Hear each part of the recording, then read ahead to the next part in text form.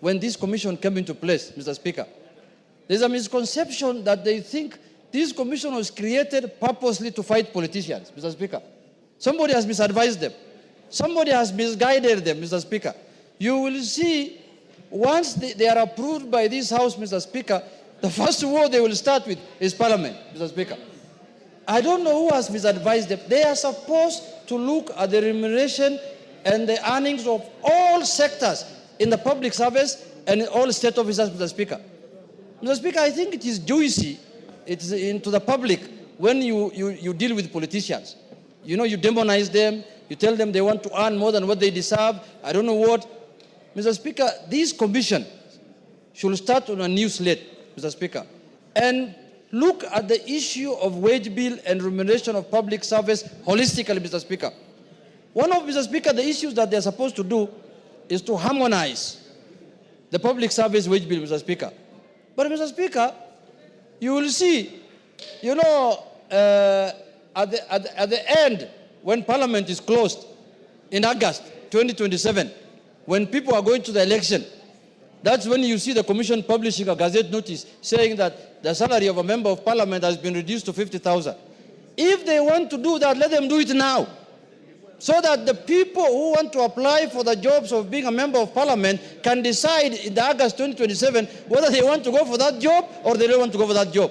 Don't wait until Parliament is closed. Why should you do that mischievously? Just advertise now that this is the salary that is commensurate with a member of Parliament. Then the people who intend to contest for these positions in 2027 can make up their mind early enough. Because there are people who are leaders in the corporate sector, who are earning way above members of Parliament, who will want to come to this House. But when you issue a notice, of a Gazette notice, when Parliament is closed in August 2027, and they will have resigned in February 2027, then you'll be doing injustice to them, because they will have decided, do I stay as the managing director of a bank earning this much? I know a member from Meru here who was doing very well before he came here, Mr. Speaker. He confided in me. He told me I was earning way, I never thought this is the kind of job I was getting into, Mr. Speaker. We were in Mombasa with him for a trip. I told him, my brother, this is a call. This is a service to the public. You might not earn anything. And whatever you earn here, it belongs to the public. Whatever you earn in this house belongs to the public. You have to return it back in form of health care, in form of education, in form of bursary, in form of transport, in form of wedding expenses, in form of burial expenses. Mr. Speaker, nobody spends any money he earns in Parliament on his own family or on his own personal use, Mr. Speaker. Mr. Speaker, members of Parliament, the number of burials they contribute to, the number of people they bury, the number of people they pay for their health services, health care, Mr. Speaker, school fees, Mr. Speaker, weddings, people want to buy. Me, I've seen, Mr. Speaker, cases where somebody wants to marry, he comes to a member of Parliament. Maternity, somebody tells you, my wife has given birth, she's in the ward, I don't have money to pay for the, you have to pay, Mr. Speaker, you have no choice. You know, sometimes even traveling, he tells you, I want to go and visit my in-laws from this in Makueni County. You have to pay, Mr. Speaker. No, especially they come from that side where Honorable Mbui is in my place. So he tells you, I want to go all the way to Kitui. Can you pay something? Then you have to give him money so that he can greet them. So, Mr. Speaker, public service is a calling. Being a politician is not a mean job, Mr. Speaker. It's a very difficult job. But anybody who's outside it thinks it's a walk in the park.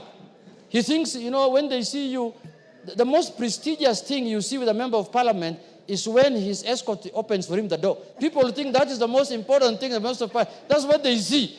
Mr. Speaker, it's a very, very daunting task. It's a job that is not a joke, Mr. Speaker. You have to think of your constituents. You have to think of Kenyans. You have to make sure you pass the right laws here. You have to be present when those laws are being passed. You have to make sure that services are provided to your constituents.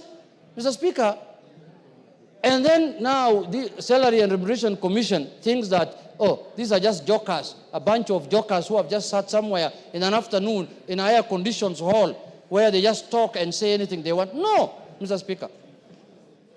You wait until the next election arrives. You will see every constituency will have over 20 aspirants. If the job is that useless, why are people going for? Why can't you leave the one who's there just to continue? It shows you how important this work is. So I want to urge the Salary and Remuneration Commissioners, if they are approved by this House, to look at things holistically. Let them not be duped that if you deal with politicians is when Kenyans take you serious.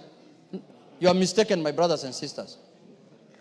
You are mistaken. So, but in spite of all that, I want to ask the House that we also need SRC Commission as a commission, because they are doing a very important constitutional duty, Mr. Speaker. Because, you know, the disparities in the wage bill, the disparities in the remuneration in this country, Mr. Speaker, must be harmonized. The low cadre person must feel that he's doing a good service and is being given a good remuneration as the highest person paid, Mr. Speaker. That is their work, and that's why we need them, and that's why I urge this House that we pass the SRC Commission so that Kenyans can also enjoy the fruits of their new constitution, Mr. Speaker, by giving them these commissions that are supposed to deal with those aspects in the running of the country, Mr. Speaker. With those few remarks, Mr. Speaker, I urge the House to pass this commission so that we have a commission in place that can deal with those issues so that they can help also the executive manage the wage bill, Mr. Speaker.